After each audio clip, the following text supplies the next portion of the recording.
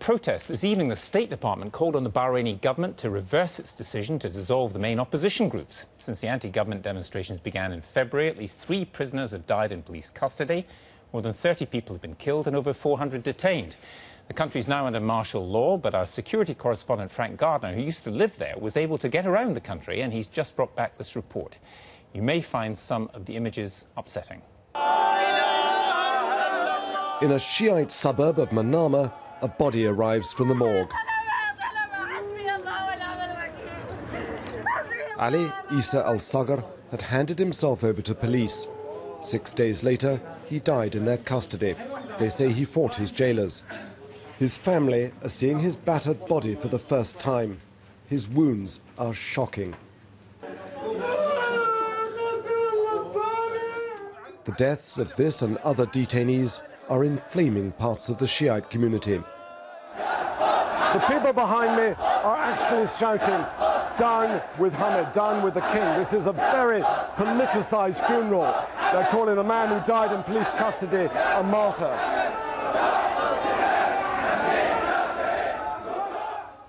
The man they're burying was accused of trying to kill a policeman at Bahrain's Pearl roundabout.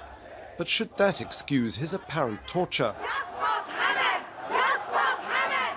I put this case to the health minister. She said the wounds had been photoshopped by the opposition to make them look worse, until I told her we'd seen them ourselves. You've seen it yourself? I've seen it, personally? Yes. You went to the morgue? You've seen her? I went to Sahla al-Shimaliya yesterday to the funeral. We've seen the body. Mm-hmm. It was absolutely shocking. I will try as as a person, also a minister in charge of human rights, that we will ask for an investigation for this. Bahrain, the smallest Arab state, has seen the biggest clashes in the Gulf. Over 30 reported killed this year. It's polarized the country, driving a wedge between the ruling Sunni minority and the huge underemployed Shiite community that feels victimized. Neighboring Saudi Arabia said the clashes must stop. Last month, Saudi and other Gulf forces poured into Bahrain, a warning to Iran not to meddle. Bahrain is now under martial law. Checkpoints have sprung up all over the country and there's a curfew. Cameras record every number plate round the clock. To many Shiites, this is intimidating. Yet most Sunnis and expatriates find it reassuring after the chaos of protesters' roadblocks. At Friday prayers at the Sunni mosque, we found a community largely supportive of the government's crackdown. Worshippers told me they welcomed the Saudi troops that Iran and many Shiites see as invaders. They felt the protesters had gone too far. You see, when those people came at the roundabout at the first week, we were all with them because we had the same problems, or claims. But when they have left, their line, and they were trying to take things by force, and they were beating people, blocking the roads, not allowing people to go to their work, invading the hospital, the biggest medical center. We blame this distraction. In this Sunni-dominated part of Bahrain, we found this uncompromising poster.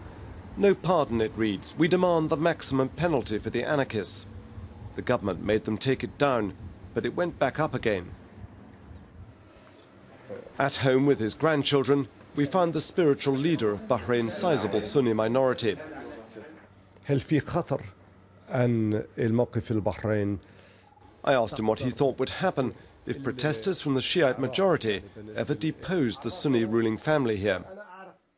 نعم يعني لو أن هؤلاء طبقوا. Yes, if they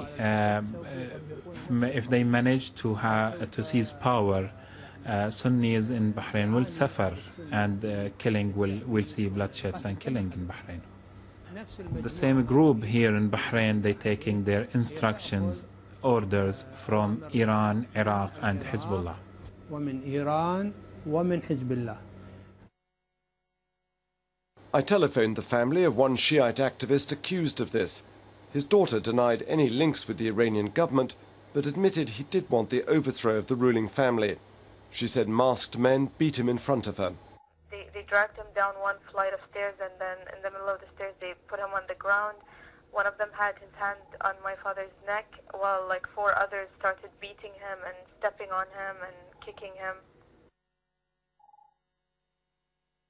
With confidence in Bahrain's stability badly shaken, many people here blame the protesters, calling them traitors. They and the government feel the international media has only reported one side of the story, the opposition's version. Well, this is the main newspaper here in Bahrain. It's called Akhbar al-Khalij, News of the Gulf. It's pro-government orientated. And on the back is a pretty shocking cartoon showing apparently a BBC microphone spitting out venom. And it says in Arabic, Samum al-BBC, poisons of the BBC, which shows you how angry the government is with all the international media for what they consider to be its one-sided coverage of the violence here in Bahrain. The opposition certainly make themselves more available than the government. In the cool of the evening, I met a Shiite MP from the main opposition bloc, Al-Wifaq.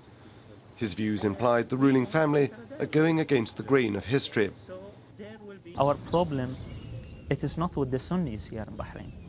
Our problem, it is not with the ruling families in the Gulf, the GCC country. Our problem is not the fear of United States from any influence of Iran in Bahrain.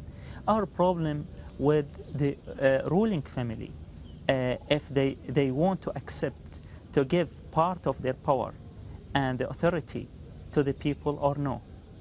The absence of the willingness is the problem. Not true, says the government. The Crown Prince offered them a power-sharing deal and they hesitated to take it. But when I finally got this government interview, I raised the matter of Bahrain's worsening human rights record. We want to ensure that anybody that's been detained is provided all his rights according to the laws of the country. We have to ensure that law and order is restored, and we have to review the whole operations methods, I think, from the beginning of the events, so that we better understand how we got here, and if there is any unjustified methods, then people will be held accountable. This peaceful scene is deceptive. The regime's hardliners have got their security clamped down. The reformers have been sidelined, and there's a pretense that things are going back to normal. For now, the lid has been put back on the boiling pot, but the brutal way it's being done is like stoking the fire beneath it.